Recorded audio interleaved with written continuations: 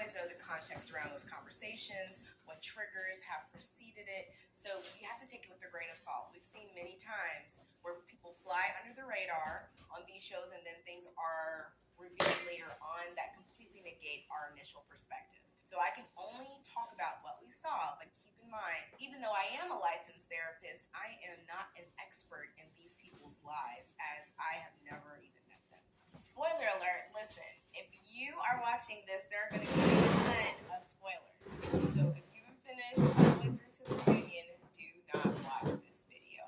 Finish and come back. If you don't care about spoilers, you've already seen the show, let's go.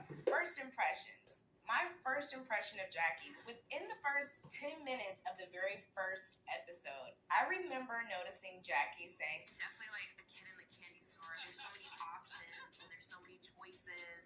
and at the time, I didn't even write it down, but I never forgot it because I remember thinking this could be a person who is very excited about all of the options of men and is not really looking for that specific man, right? Because when you go to a candy store, you don't normally walk out with one piece of candy.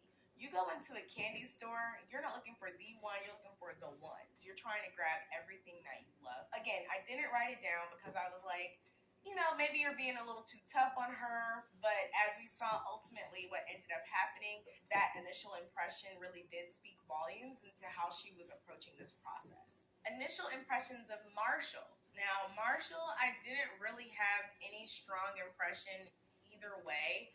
I just remember thinking, I hope this person has worked through their past hurt. As he was talking about working through the trauma with his father, I remember hoping that this was something he had successfully processed before entering this process of Love is Blind. We've seen in the past where people have not really worked through their past trauma and how it shows up in the relationship. So I just remember making a mental note like, okay, I hope that he really has worked through the stuff he's talking about with his family of origin. Very legitimate, very valid. Good that he was aware and talking about it. I don't believe there's like a finished journey when you're healing from trauma and disappointment, especially with your family of origin. I was hoping that a lot of that work had been done where he could identify triggers and past behavioral responses that he was making an effort or commitment to not do in this relationship. Now, Josh, what was my initial impression of Josh? Similar to Jackie, he said something that concerned me that I was like, what are you really doing in this process?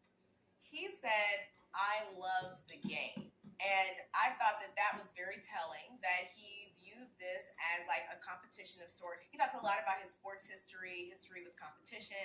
And I was like, okay, so are you trying to win a girl or win the girls? Like that is what I was curious about when he made that statement. So both of them, both he and Jackie, used metaphors that signified that they were possibly not as serious about this process as other people in the process were. And again, I don't always read a lot into these things, but I definitely pay attention to them because as a therapist, you have to pay attention to the smallest things. I can't tell you how many times I work